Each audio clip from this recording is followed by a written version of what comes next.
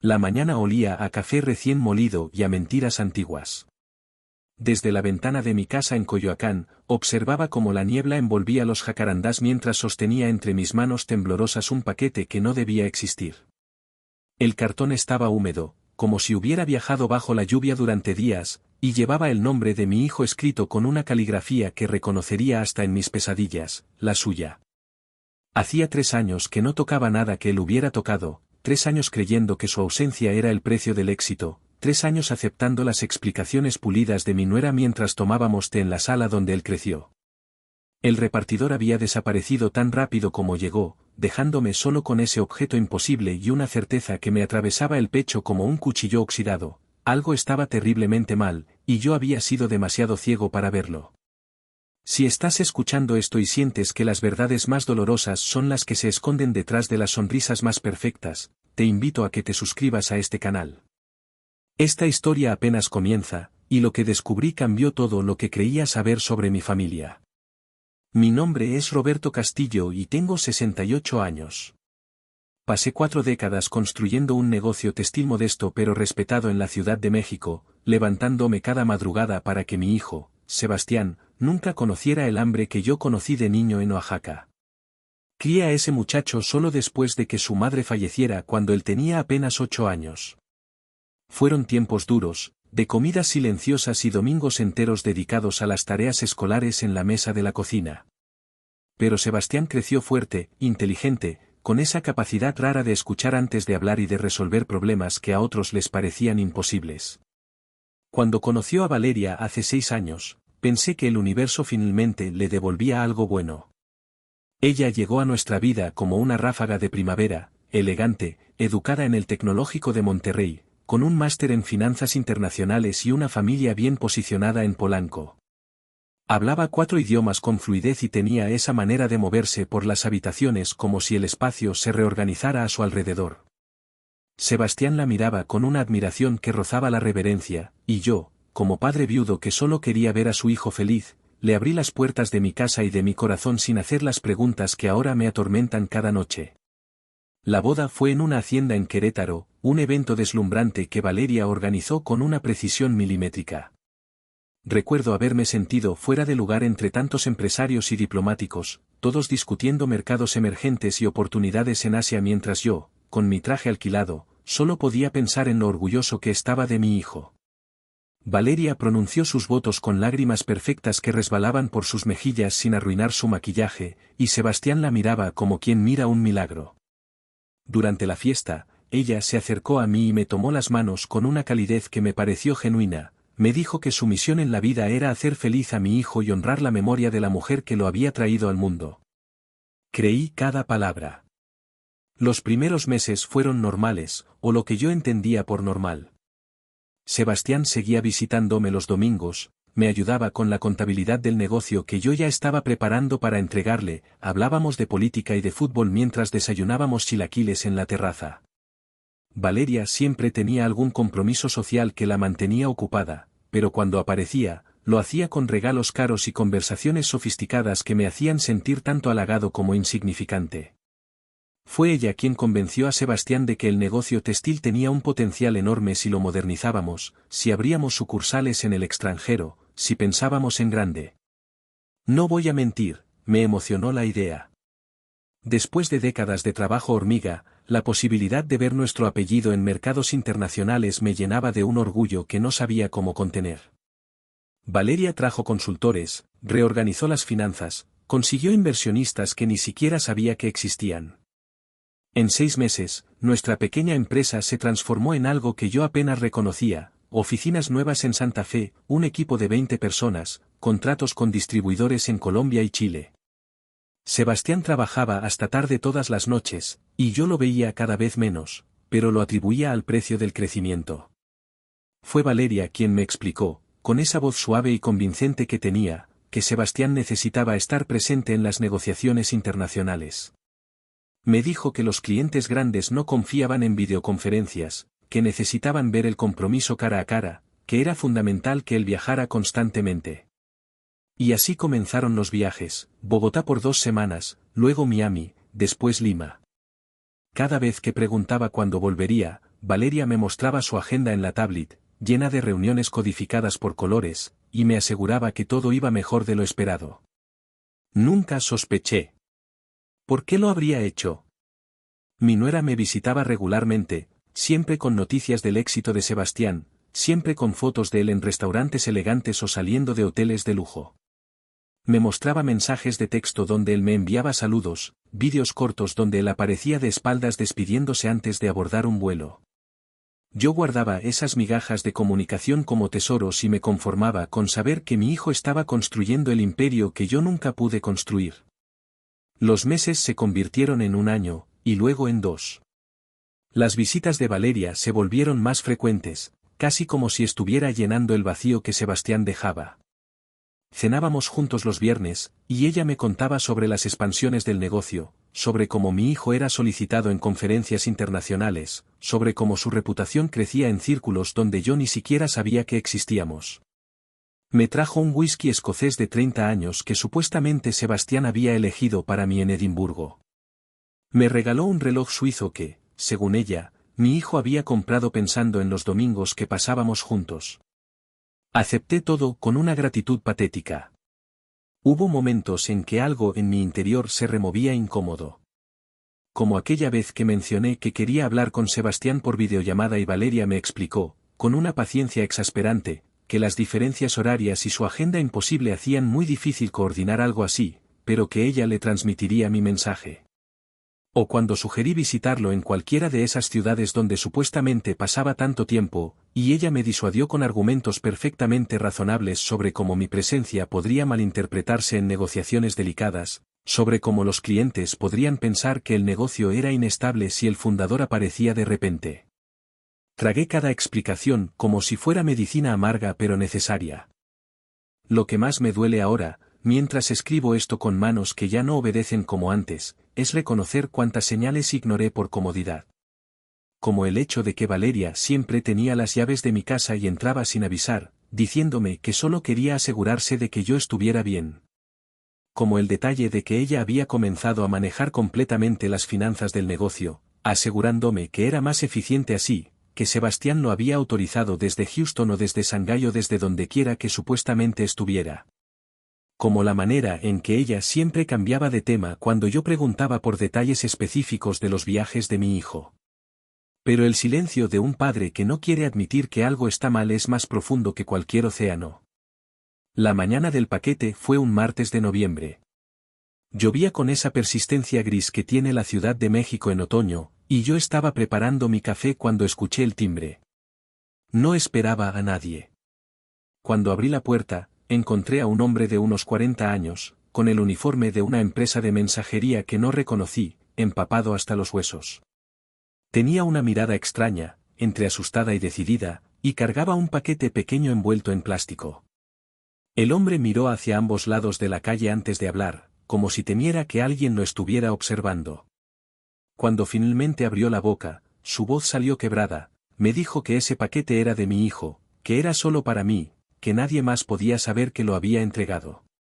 Antes de que pudiera hacerle una sola pregunta, el hombre dejó el paquete en mis manos y desapareció corriendo bajo la lluvia, sin esperar firma ni propina. Cerré la puerta con el corazón golpeándome las costillas. El paquete pesaba casi nada, pero en mis manos se sentía como si cargara el peso de todos mis errores. Lo coloqué sobre la mesa del comedor, esa mesa de madera de pino donde Sebastián y yo habíamos compartido miles de comidas, y me quedé mirándolo durante lo que pudieron ser minutos u horas. La caligrafía del remitente era inconfundible, era la letra apretada y ligeramente inclinada de mi hijo, esa forma particular que tenía de escribir las M's y las S's que yo había visto evolucionar desde sus primeros cuadernos escolares. Pero eso era imposible. Sebastián no me había enviado nada en 3 años. Abrí el paquete con manos que temblaban más de lo que me gustaría admitir. Dentro, envuelto en una bolsa de plástico para protegerlo de la humedad, encontré un objeto que me devolvió a 1994 en un instante, una grabadora de casetes Sony vieja, plateada y rayada, con las iniciales SC grabadas en el lateral con un marcador permanente. Se la había regalado a Sebastián cuando tenía 12 años, después de que me suplicara durante meses que quería grabar sus propias historias de radio.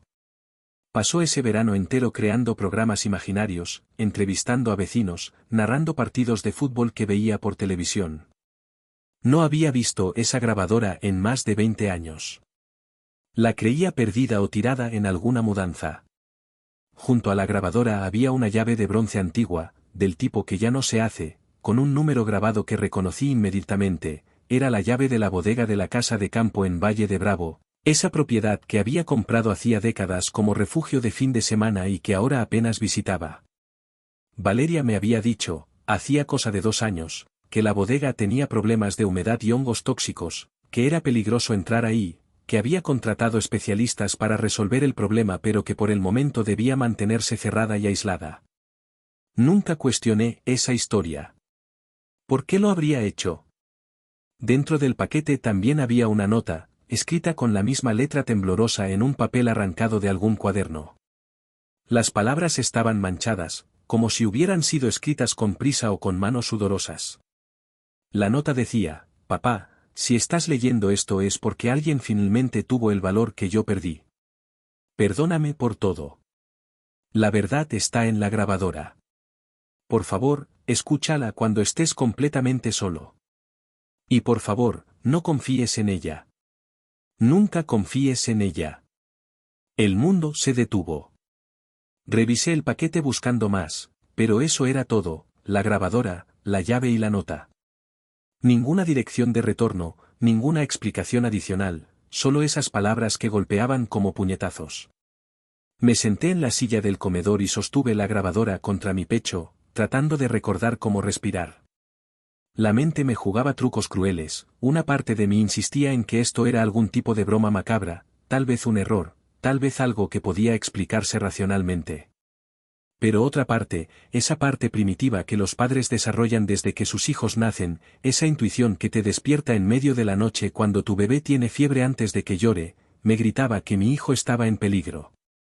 Busqué las baterías en el cajón de la cocina, esas baterías AA que siempre tengo de repuesto para los controles remotos. Las inserté en la grabadora con dedos que apenas respondían. El dispositivo emitió un clic satisfactorio cuando cerré el compartimento. Dentro había un casete, una de esas cintas TDK que se usaban en los 90, con una etiqueta blanca donde alguien había escrito con pluma azul: para papá. Noviembre 2023. Hace 3 años. Este mensaje tenía 3 años. Presioné el botón de reproducción y el mecanismo arrancó con ese sonido característico de engranajes antiguos. Hubo unos segundos de estática, luego una respiración pesada, y finalmente la voz de mi hijo atravesó el silencio de mi cocina como un fantasma que regresaba de entre los muertos.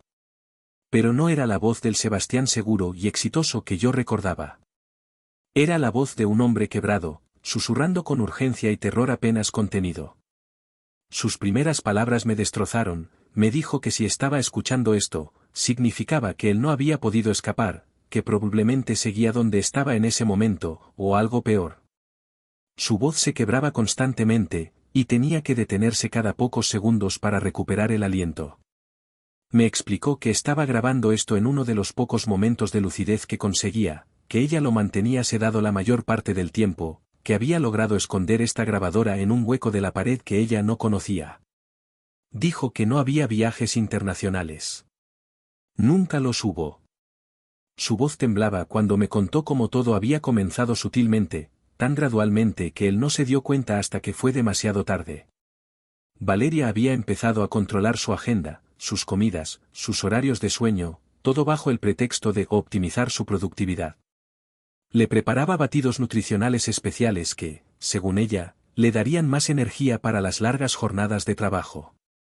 Al principio funcionaron, o eso creyó él. Tenía más concentración, dormía profundamente, se sentía en control.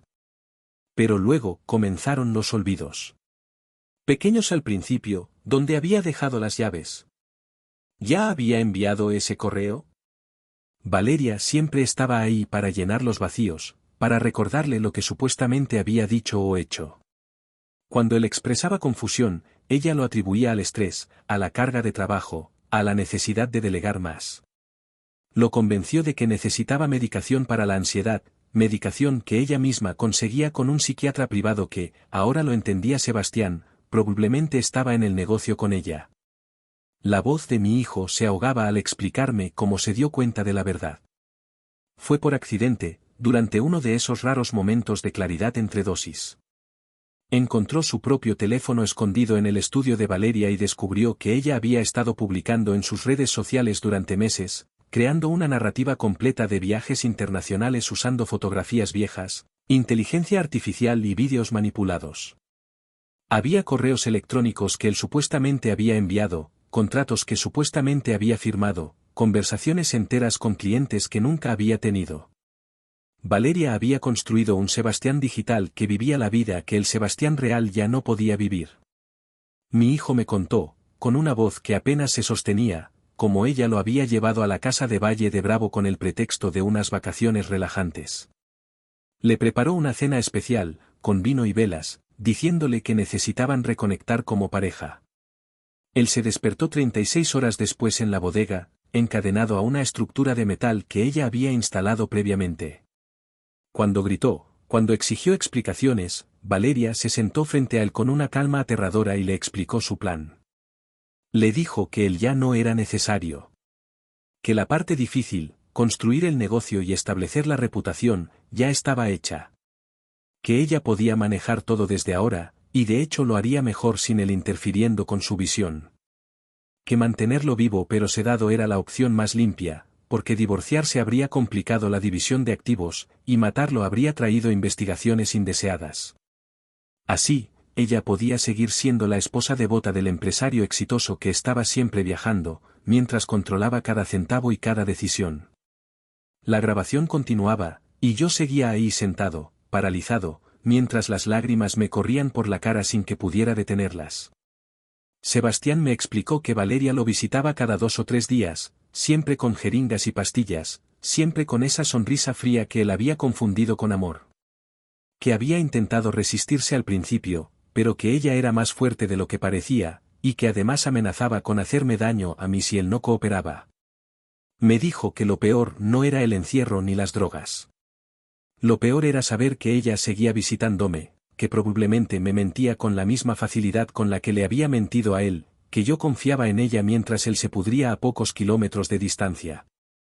La voz de Sebastián en la grabadora se volvió aún más urgente cuando comenzó a describir los detalles técnicos de su cautiverio. Me explicó que Valeria había transformado la bodega de Valle de Bravo en lo que él llamaba una celda de lujo, con una cama hospitalaria, un baño químico, estantes llenos de medicamentos y equipos médicos que ella había adquirido gradualmente durante meses antes de ejecutar su plan. Había cámaras de seguridad instaladas en cada esquina, conectadas a su teléfono, para que ella pudiera monitorearlo en todo momento desde donde estuviera. Mi hijo me contó que los primeros meses fueron de resistencia pura. Gritaba hasta quedarse sin voz, se negaba a comer, intentaba lastimarse para forzar que ella lo llevara a un hospital. Pero Valeria había anticipado todo. Tenía sedantes lo suficientemente fuertes para mantenerlo dócil durante días, alimentación intravenosa para cuando se negaba a comer, y una frialdad absoluta ante su sufrimiento que él nunca imaginó posible en la mujer con la que se había casado. Lo que finalmente lo quebró, me confesó con una voz que apenas era un susurro, fue cuando Valeria le mostró vídeos de ella visitándome. Me mostró cenando con ella en mi propia casa, riendo de sus chistes, aceptando sus explicaciones sobre los viajes de Sebastián. Le mostró cómo yo firmaba documentos que ella me traía, cómo yo confiaba plenamente en cada palabra que salía de su boca. Valeria le dejó claro que yo era su seguro, si él intentaba algo, si lograba escapar o alertar a alguien, ella sabría cómo hacerme desaparecer también, y con la reputación y los contactos que había construido usando el nombre de mi hijo, nadie cuestionaría su versión de los hechos. Así que Sebastián dejó de luchar. Se rindió a la rutina de sedantes y olvidos, a los días que se fundían unos con otros sin distinción. Me dijo que perdió la noción del tiempo, que había periodos enteros que no podía recordar, semanas donde solo existían fragmentos, el sonido de la puerta abriéndose, la sensación de una aguja en su brazo, la voz de Valeria diciéndole que todo estaría bien si simplemente cooperaba. Pero hubo un punto de inflexión. Sebastián me contó que una tarde, durante uno de esos raros momentos de lucidez entre dosis, encontró una revista vieja que Valeria había dejado olvidada. Era una publicación de negocios donde aparecía un artículo sobre empresarios jóvenes exitosos en México. Hojeándola con manos temblorosas, Sebastián encontró una fotografía de Valeria en un evento corporativo, pero ella aparecía con un nombre diferente, Verónica Landeros. El pie de foto la identificaba como consultora financiera investigada por fraude en 2019, absuelta por falta de pruebas. Esa revelación le devolvió algo que había perdido, la rabia. Una rabia fría y calculada que lo mantuvo despierto durante las siguientes semanas, fingiendo estar más sedado de lo que realmente estaba, memorizando los horarios de Valeria, estudiando cada centímetro de su prisión. Fue entonces cuando encontró la vieja grabadora escondida en un estante con herramientas oxidadas, probablemente olvidada desde que yo usaba la bodega para guardar cosas que ya no necesitaba pero no quería tirar. Sebastián grabó su testimonio en sesiones fragmentadas, cada vez que Valeria se tardaba más de lo normal en regresar. Me explicó cada detalle, dónde guardaba ella las llaves, qué tipo de sedantes usaba y en qué dosis, cómo había falsificado su firma para transferir activos, los nombres de los abogados y contadores que ella había contratado para legalizar el saqueo de nuestro negocio. Me dio contraseñas, números de cuenta, direcciones de servidores donde ella guardaba los vídeos falsos y las comunicaciones fabricadas. Pero lo más importante, me dio instrucciones. Con una voz que recuperaba algo de su antigua determinación, Sebastián me dijo exactamente qué debía hacer cuando escuchara esta grabación. Me advirtió que no podía ir directamente a la policía, porque Valeria había cultivado relaciones con personas influyentes, incluyendo al menos 2 comandantes de la policía judicial que ella había asesorado en inversiones personales.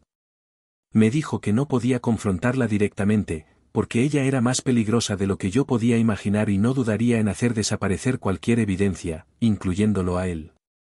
En cambio, me dio el nombre de un periodista de investigación en Guadalajara, Rodrigo Mendoza, alguien que Sebastián había conocido años atrás en una conferencia y que tenía reputación de ser incorruptible y meticuloso. Me dijo que este periodista era la única persona fuera del círculo de influencia de Valeria que podría ayudarme, que debía contactarlo usando un correo electrónico específico y una frase clave que lo haría tomar en serio mi historia. La grabación terminaba con mi hijo diciéndome algo que me destroza cada vez que lo recuerdo. Me dijo que no sabía si sobreviviría el tiempo suficiente para que este mensaje llegara a mis manos, que Valeria había empezado a hablar de opciones permanentes cuando él fingía estar dormido, que sentía que su utilidad estaba llegando a su fin. Me dijo que me amaba, que lamentaba no haber sido lo suficientemente fuerte para protegernos a ambos de ella, que su único consuelo era saber que tal vez, solo tal vez, esta grabación podría salvarme de compartir su destino. Luego, el clic del botón de stop, y silencio. Me quedé sentado en esa cocina hasta que la luz del día se transformó en penumbra. El café que había preparado horas atrás se había enfriado completamente. Mis piernas se habían entumecido. Pero no podía moverme. Cada parte de mi cuerpo se sentía como si estuviera hecha de plomo.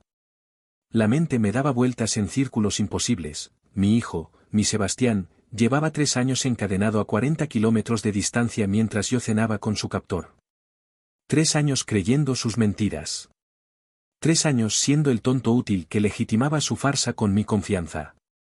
3 años en los que pude haber hecho algo, haber preguntado más, haber exigido pruebas reales de vida, haber tenido aunque fuera una maldita videollamada real con mi hijo.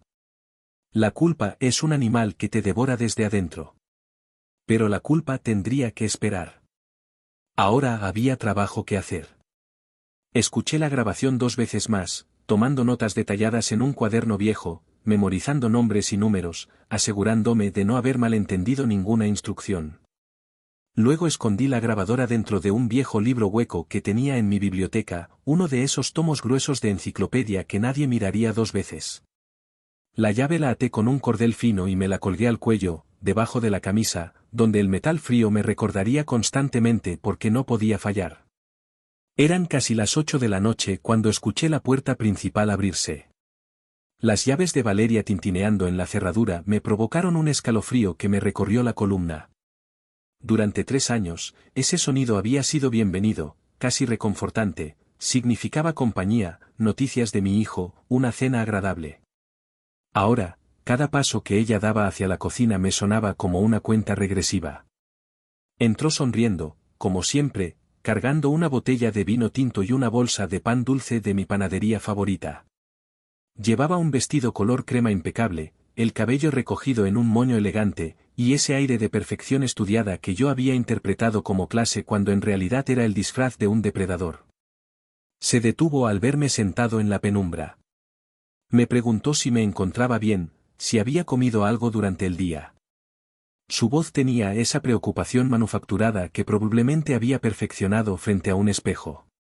Me levanté despacio, encendiendo la luz de la cocina, y le devolví la sonrisa más convincente que pude construir con los pedazos rotos de mi alma.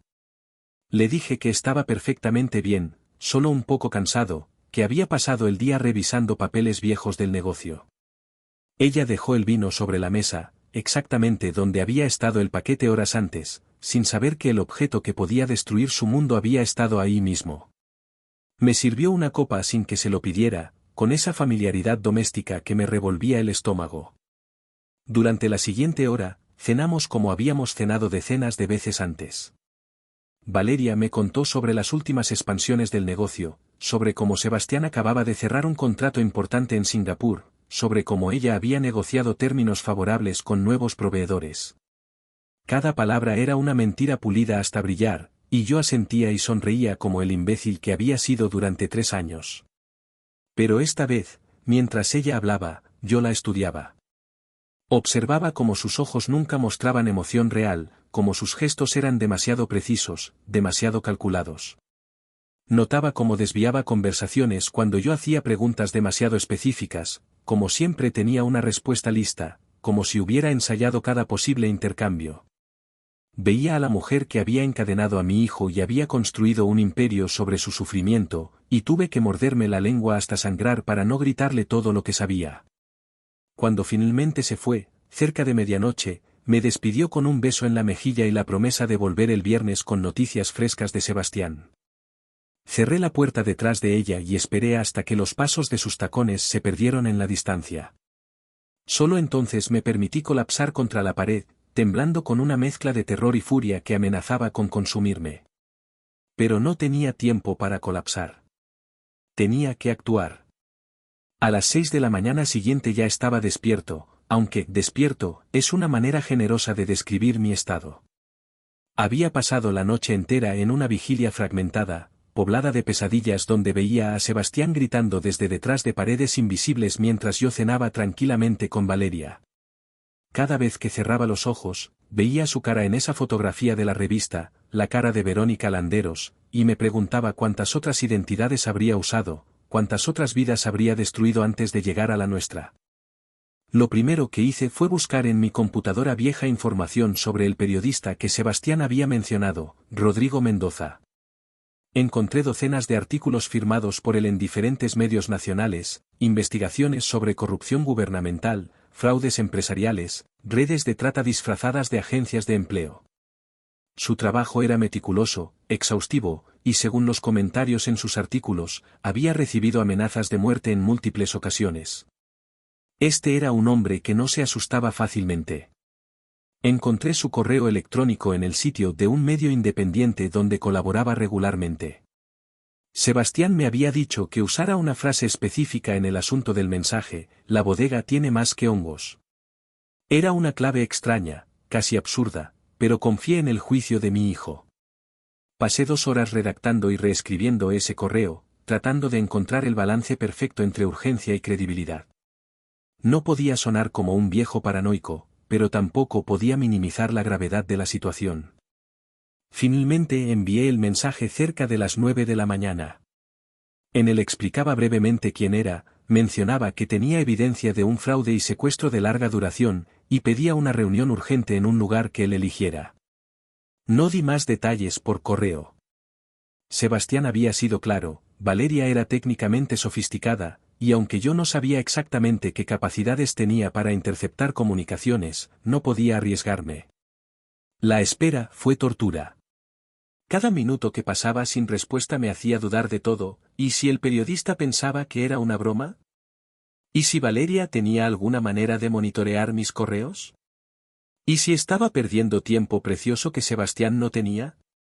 Me preparé un café que no bebí, hojeé el periódico sin leer una sola palabra, y caminé en círculos por mi casa como un animal enjaulado. La respuesta llegó 4 horas después, a la 1 de la tarde. Rodrigo Mendoza había contestado con una brevedad profesional. Me daba una dirección en Roma Norte, un café llamado El Péndulo, y una hora, 6 de la tarde de ese mismo día.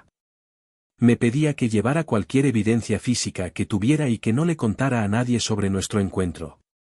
Al final del correo, había agregado una sola línea que me heló la sangre. Escribió que conocía el caso de Verónica Landeros, y que se alegraba de que alguien finalmente estuviera dispuesto a hablar. Eso significaba que Valeria tenía un historial. Significaba que probablemente había otras víctimas. Pasé las siguientes horas preparándome con una meticulosidad casi obsesiva. Hice copias de las notas que había tomado de la grabación, aunque dejé la grabadora original escondida en mi casa por si algo salía mal. Imprimí la fotografía de la revista donde aparecía como Verónica Landeros, usando la vieja impresora que tenía conectada a mi computadora. Reuní todos los documentos del negocio que Valeria me había hecho firmar en los últimos 3 años, papeles que yo había archivado sin realmente leer porque confiaba en su criterio. Mientras organizaba todo en un sobre Manila, me di cuenta de algo que me hizo sentir aún más estúpido. Mi firma en esos documentos era idéntica de página en página, demasiado perfecta, demasiado consistente. La firma real de una persona varía ligeramente cada vez, tiene pequeñas inconsistencias naturales. Pero estas firmas eran copias exactas unas de otras, probablemente escaneadas de algún documento original y luego insertadas digitalmente. Valeria ni siquiera se había molestado en falsificar mi firma a mano. Había asumido, correctamente, que yo nunca miraría con suficiente atención. A las 5 de la tarde salí de mi casa. Hacía un frío inusual para la Ciudad de México, y el cielo tenía ese color gris plomizo que anuncia lluvia. Tomé un taxi en lugar de manejar mi propio auto, siguiendo el instinto paranoico que me decía que Valeria podría estar rastreando mis movimientos de alguna forma. El taxista era un hombre de unos 50 años que pasó todo el trayecto quejándose del tráfico y de los políticos, y yo asentía mecánicamente mientras mi mente repasaba una y otra vez lo que le diría a Rodrigo Mendoza. Llegué a El Péndulo con 20 minutos de anticipación. Era un café-librería, lleno de estantes de piso a techo y con un ambiente acogedor que contrastaba brutalmente con la ansiedad que me comía por dentro. Me senté en una mesa del fondo, desde donde podía ver la entrada, y pedí un café americano que sabía que no iba a tocar. Rodrigo Mendoza llegó exactamente a las 6. Lo reconocí inmediatamente por las fotografías de su perfil, un hombre de unos 45 años, delgado, con el cabello comenzando a encanecer en las sienes y unos lentes de marco grueso que le daban un aire académico. Cargaba una mochila de lona desgastada y tenía esa manera de moverse que tienen las personas acostumbradas a estar siempre alerta, siempre evaluando su entorno. Se sentó frente a mí sin ceremonias y me extendió la mano. Cuando hablamos por primera vez, su voz era más suave de lo que esperaba, casi gentil, pero sus ojos tenían una intensidad que dejaba claro que este hombre no perdía detalles.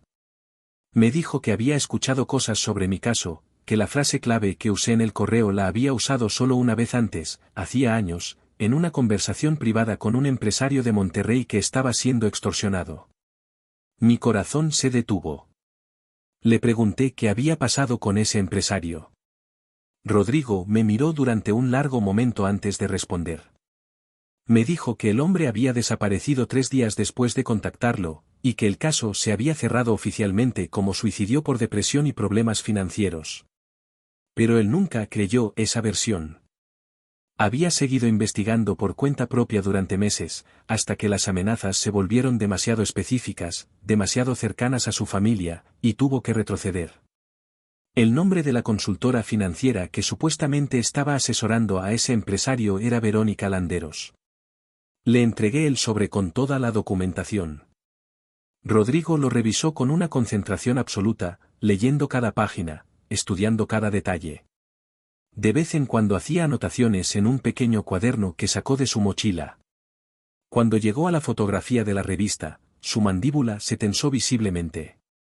Se quitó los lentes, se frotó los ojos, y por primera vez desde que lo conocí, lo vi mostrar algo parecido a la emoción cruda.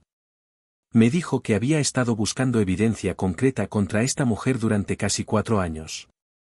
Que sabía que había al menos 3 identidades más que ella usaba o había usado: Valeria Domínguez, Verónica Landeros, Valentina Dávila y Victoria Lagos. Que su método era siempre similar: se acercaba a empresarios exitosos pero sin redes de apoyo sólidas, hombres solos o divorciados, preferiblemente con negocios rentables pero sin mucha presencia pública. Se casaba con ellos o se convertía en su socia indispensable, tomaba control gradual de las finanzas, y luego simplemente los hacía desaparecer mientras ella continuaba manejando los negocios bajo diferentes pretextos. El patrón era diabólicamente inteligente. Los hombres que desaparecían nunca generaban demasiada atención mediática porque ella se aseguraba de que hubiera una narrativa alternativa creíble: viajes de negocios, problemas de salud mental, conflictos matrimoniales. Y ella era paciente. No actuaba de inmediato. Construía la historia durante años, establecía la credibilidad, se convertía en la voz confiable que todos escuchaban cuando alguien preguntaba por su pareja desaparecida. Le conté todo sobre Sebastián. Sobre la grabadora, sobre la bodega en Valle de Bravo, sobre los 3 años de mentiras perfectamente ejecutadas.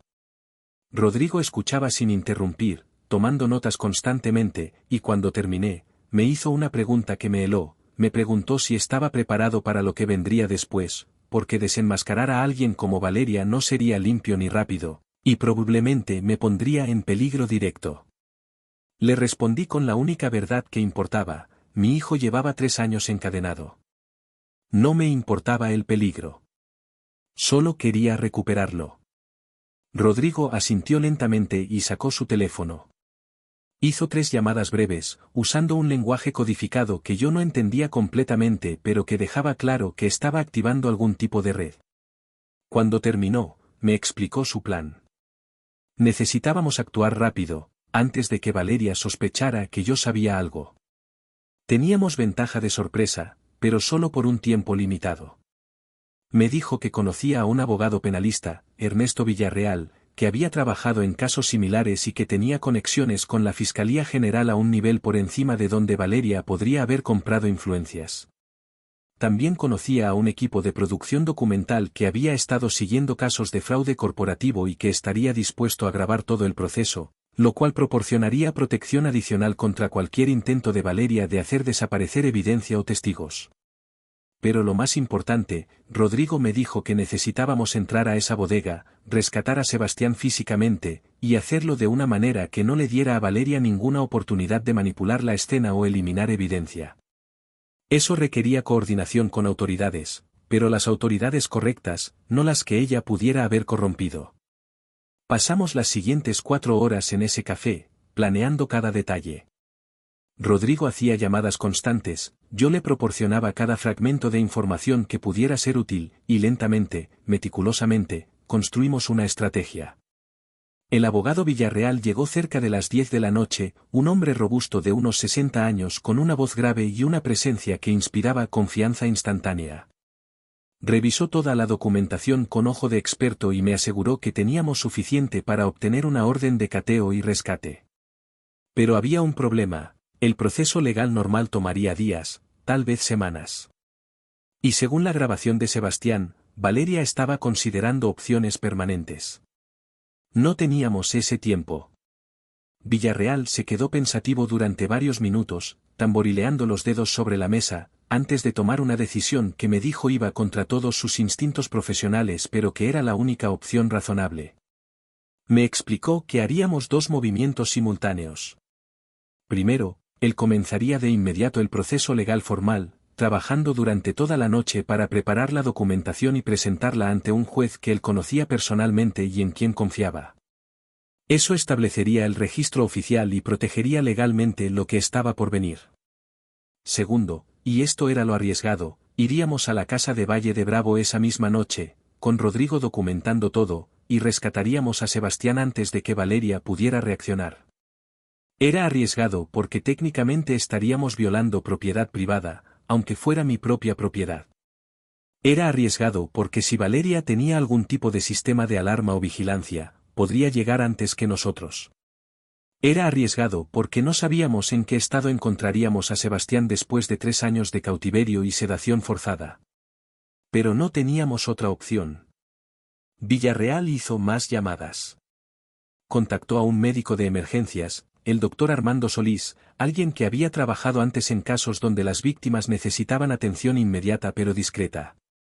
El doctor aceptó acompañarnos, trayendo equipo médico básico en caso de que Sebastián necesitara estabilización inmediata. También llegaron 2 cámaras del equipo documental de Rodrigo, un hombre y una mujer jóvenes que cargaban equipo profesional y que claramente habían hecho este tipo de trabajo antes. A la medianoche, estábamos en camino a Valle de Bravo en 2 vehículos. Yo iba en el auto de Rodrigo, aferrándome a la llave de bronce que colgaba de mi cuello como si fuera un amuleto. El doctor Solís iba en el asiento trasero, revisando su equipo médico.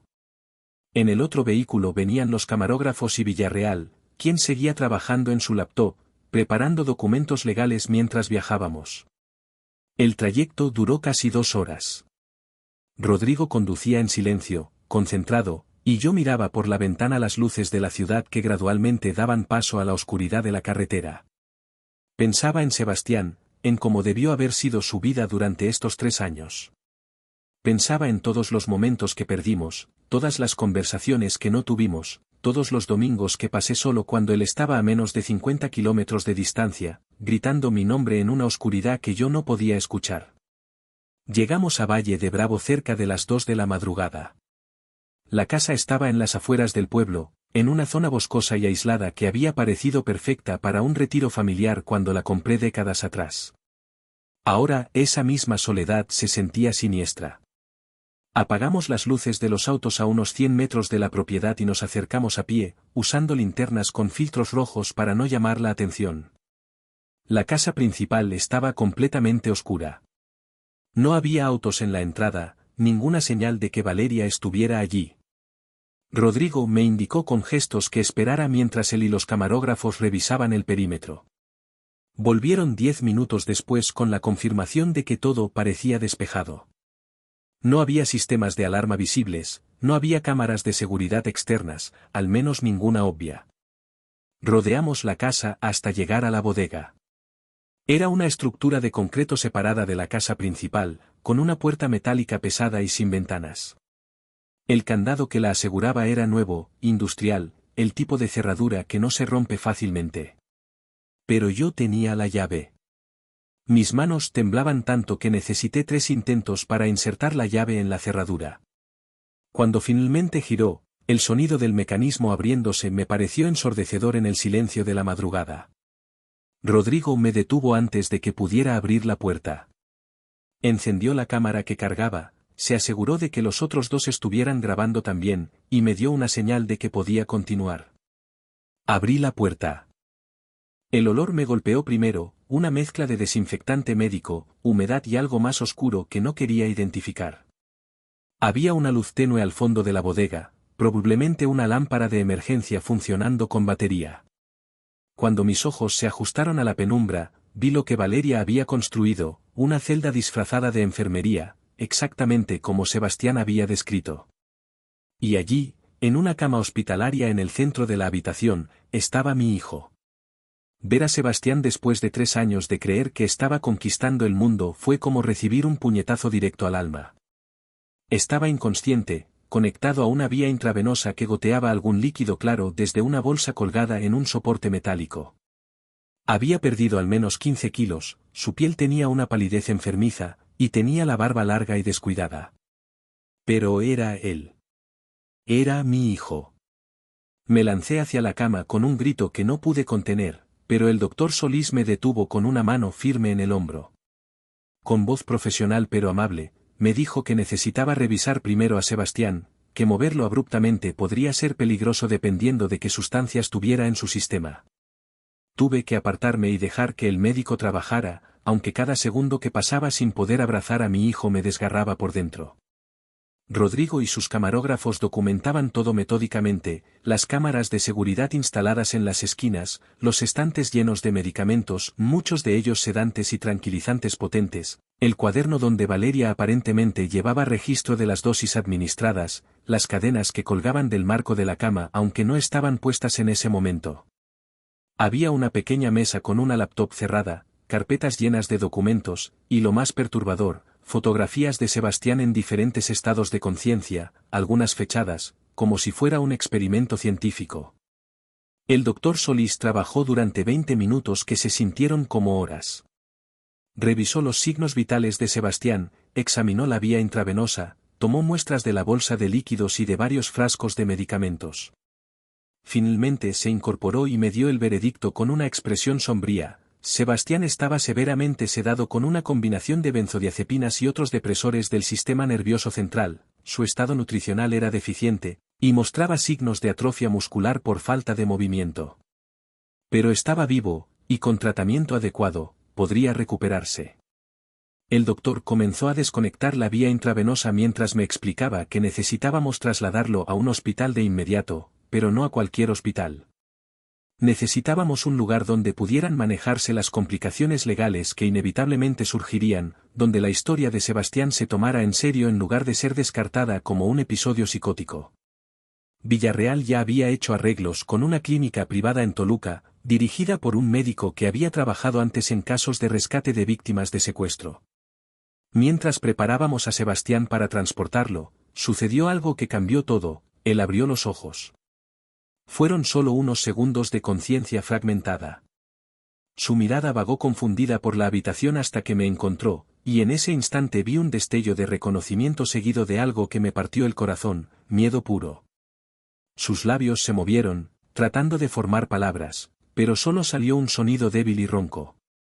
Me acerqué, tomé su mano con una delicadeza infinita, y le susurré que todo estaría bien, que papá estaba aquí, que ya estaba a salvo. Sebastián apretó mi mano con una fuerza que no esperaba que tuviera. Sus ojos se llenaron de lágrimas que rodaron por sus sienes mientras trataba desesperadamente de hablar.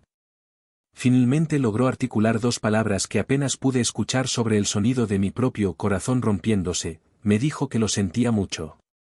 Le respondí, con voz quebrada, que él no tenía nada que sentir, que yo era quien debía disculparse por no haberlo protegido, por haber sido tan ciego. Pero Sebastián ya había vuelto a perder la conciencia, exhausto por ese breve momento de lucidez. Lo cargamos entre cuatro hasta el vehículo, con el doctor Solís monitoreando constantemente sus signos vitales. Rodrigo se quedó atrás con uno de los camarógrafos para documentar toda la escena de la bodega antes de que nos fuéramos, tomando fotografías detalladas de cada rincón, cada frasco de medicamento, cada documento. Villarreal estaba al teléfono con las autoridades, ahora que teníamos evidencia física y una víctima rescatada que validaba toda nuestra historia. El trayecto a Toluca fue tenso. El doctor Solís iba en el asiento trasero con Sebastián, monitoreando sus signos vitales cada pocos minutos. Yo iba adelante, girándome constantemente para mirar a mi hijo, necesitando confirmar una y otra vez que era real, que realmente lo habíamos sacado de ahí. Villarreal conducía con una concentración férrea, excediendo los límites de velocidad pero no tanto como para atraer atención no deseada de la policía de carretera. Llegamos a la clínica cerca de las 5 de la mañana. El doctor Rafael Montoya, el director de la clínica, nos estaba esperando personalmente en la entrada con un equipo médico completo.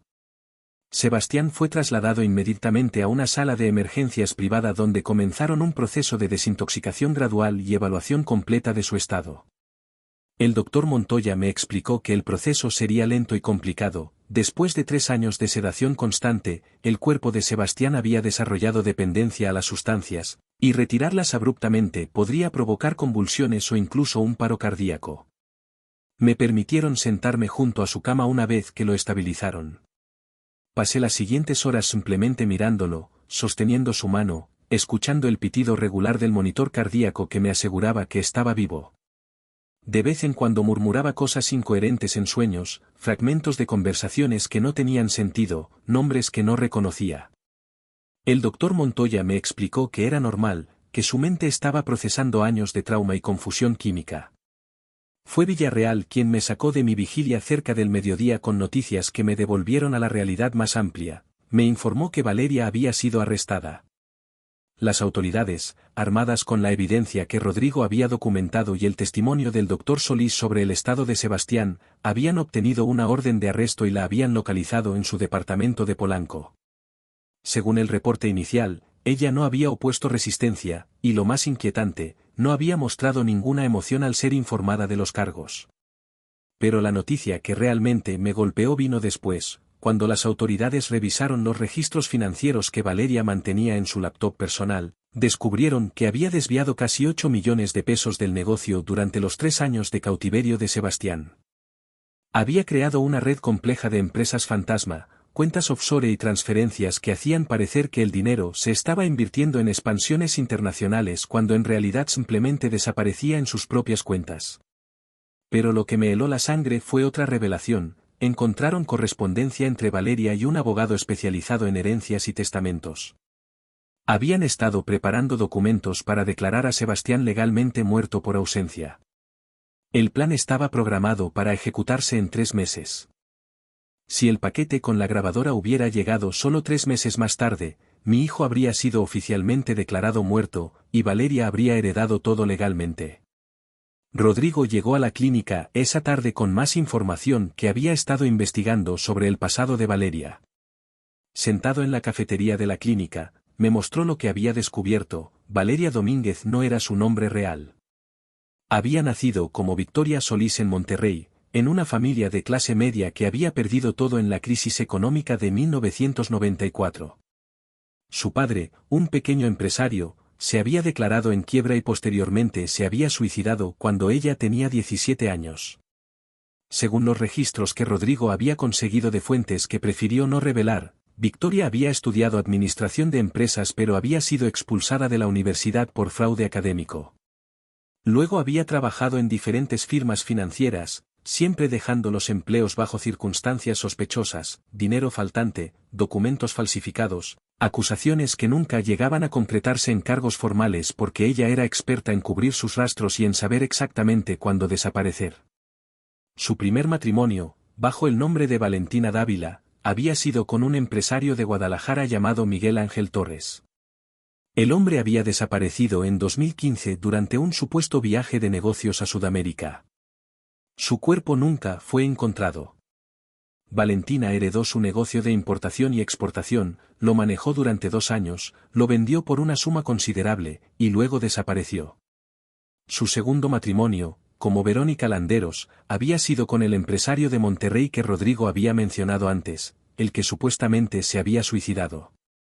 Rodrigo me mostró fotografías del caso, un hombre de 52 años encontrado ahorcado en su oficina, con una nota suicida que mencionaba depresión y deudas. Pero la familia nunca creyó la versión oficial. Decían que no tenía deudas, que no mostraba signos de depresión, que todo había comenzado a ir mal después de casarse con Verónica. Y luego estaba Sebastián. Su tercer proyecto. Su tercera víctima. Rodrigo me preguntó si quería que publicara toda la historia de inmediato o si prefería esperar hasta que Sebastián estuviera más recuperado. Le dije que publicara. Que el mundo necesitaba saber qué tipo de monstruo había caminado entre nosotros con una sonrisa perfecta y modales impecables. Que otras familias merecían saber que si alguien en su vida estaba actuando de manera extraña, si había inconsistencias en las historias que les contaban, si sentían esa incomodidad visceral que es tan fácil de ignorar, tal vez debían prestar atención. El artículo de Rodrigo salió publicado 3 días después en múltiples medios nacionales. El impacto fue inmediato y abrumador. Los teléfonos de la clínica no paraban de sonar, otros periodistas queriendo entrevistas, abogados de otras familias que habían perdido a seres queridos en circunstancias similares, gente compartiendo sus propias historias de haber conocido a mujeres que se ajustaban al perfil de Valeria bajo diferentes nombres. Una familia de Querétaro contactó a Villarreal diciendo que su hermano, un empresario agrícola, había desaparecido en 2018 después de casarse con una consultora financiera llamada Victoria Lagos. La descripción que daban de la mujer coincidía perfectamente con Valeria. Otra familia de Puebla mencionó un caso similar de 2016. Los casos comenzaron a acumularse, y con ellos, la magnitud real de lo que Valeria había estado haciendo durante casi una década. Sebastián comenzó a recuperar periodos de lucidez más largos después de una semana. Al principio eran solo minutos fragmentados donde me reconocía y podíamos intercambiar algunas palabras antes de que volviera a sumirse en la confusión inducida por años de drogas. Pero gradualmente, a medida que el doctor Montoya y su equipo trabajaban para limpiar su sistema y reconstruir su salud física, mi hijo comenzaba a regresar. La primera conversación real que tuvimos fue devastadora.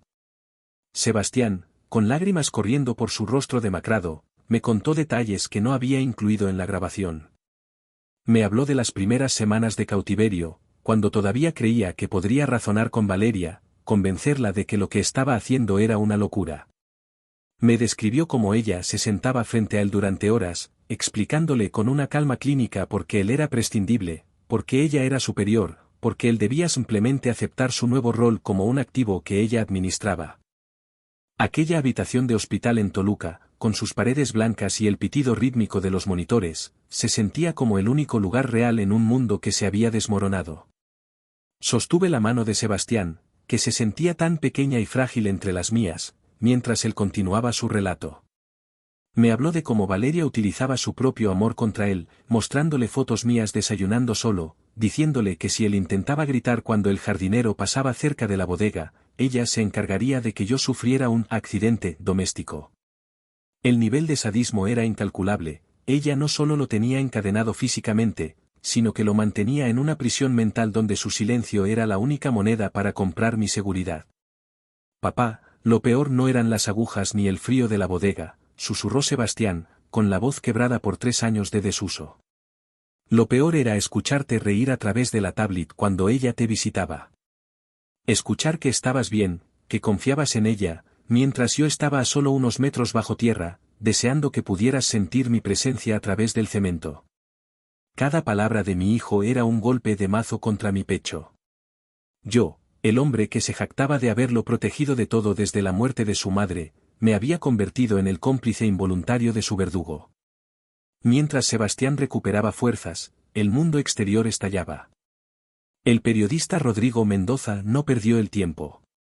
Su artículo, publicado 48 horas después del rescate, desmanteló la fachada de Valeria con una precisión quirúrgica. No era solo Sebastián, la investigación reveló que Valeria era solo el último de una serie de alias que Verónica Landeros había utilizado para parasitar familias con recursos. El empresario de Monterrey, aquel que supuestamente se había suicidado, había muerto bajo circunstancias idénticas, sedación prolongada y una nota de despedida escrita con una caligrafía digitalmente perfecta, igual a las firmas que ella me hacía estampar en los documentos del negocio. El arresto de Valeria en su departamento de Polanco fue un evento que vi repetido 1000 veces en las noticias, buscando algún rastro de arrepentimiento en sus ojos. No encontré nada. Salía escoltada por la Policía Federal con la misma barbilla en alto y la misma elegancia gélida con la que servía el vino en mi mesa. Incluso frente a las cámaras, parecía estar evaluando el costo de los abogados que usaría para intentar manipular al sistema una vez más. Pero esta vez, el sistema no era su aliado. Villarreal, el abogado que Rodrigo Mendoza había contactado, trabajó día y noche para asegurar que cada transferencia bancaria, cada vídeo manipulado con inteligencia artificial y cada receta médica falsa fuera presentada como una prueba irrefutable. Descubrimos que ella había desviado más del 70% de los activos de nuestra empresa textil a cuentas en paraísos fiscales.